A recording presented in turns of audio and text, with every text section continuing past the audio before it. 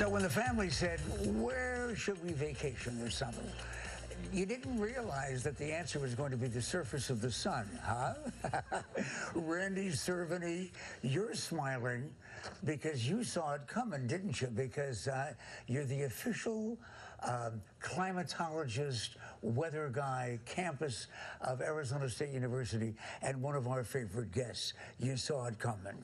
Didn't. Not this bad. I mean, we're talking 110 straight days above 100 degrees. We have never seen that, not even close. The old record was 30 less days. I mean, we're talking something here that is unprecedented. And no, so we didn't see it.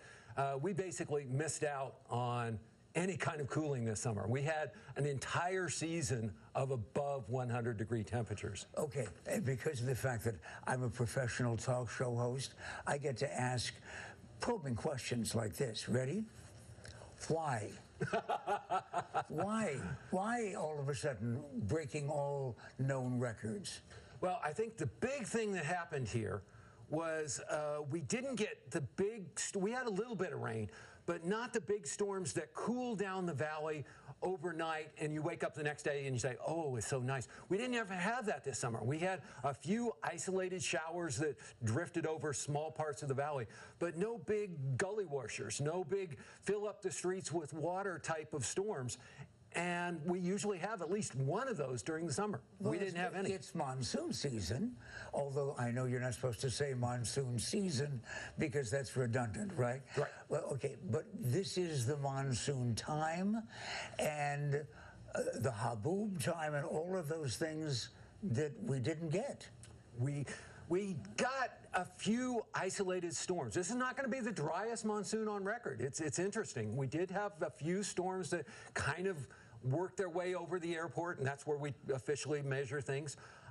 We had a few storms that hit up around Cave Creek and that area, but it was not the valley-wide drenching that we usually have. At least one of those kind of storms during the summer. We just completely missed at this. It does seem to have been a surprise, though, to the professionals.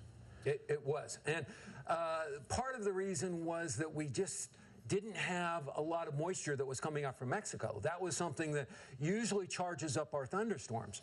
Well, the Mexican coastline has not been producing a whole bunch of storms. We usually start to see hurricanes out off the coast of Mexico at this time of year. We're just not seeing those.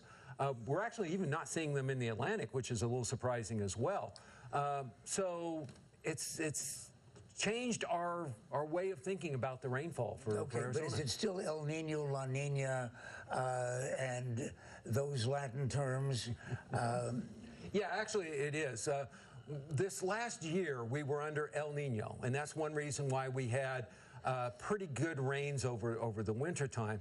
But this summer we switched. We're now going towards what's called La Nina, which is a cooling of the Pacific Ocean. And when we get a cooling of the Pacific Ocean, the storms go up to Oregon and Washington. They don't come down to us. But the heat has not just been Sonora Desert. We're talking about places that, like Baltimore, with 100+ degrees every once in a while. And those kinds of places that you don't expect that kind of summer. Every state in the country this summer had above normal temperatures.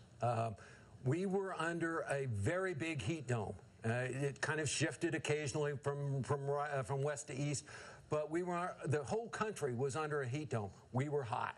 Okay. We were also pretty dry, too. All right, and it's going to be cooler.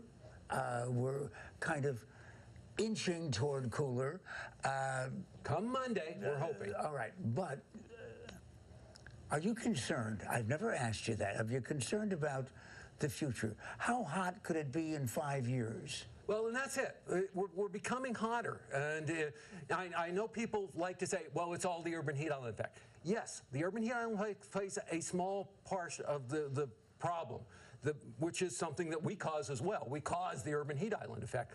But the larger problem is that we have regional climate change. We have the entire southwest United States becoming hotter, not just the big urban centers, but places like Yuma, places like Wilcox, places around the state that aren't big metropolitan areas are also getting hotter. Yes, that's becoming alarming because I don't want to go through another summer of 100+ days of 100 degrees. Okay. I would like to have cold. All right. No, don't decide to move to Fargo or anything like that. They've got their own problems. Just wait till Randy Cerveny comes back to the show, as he will often, to tell us about how much more pleasant it's going to be.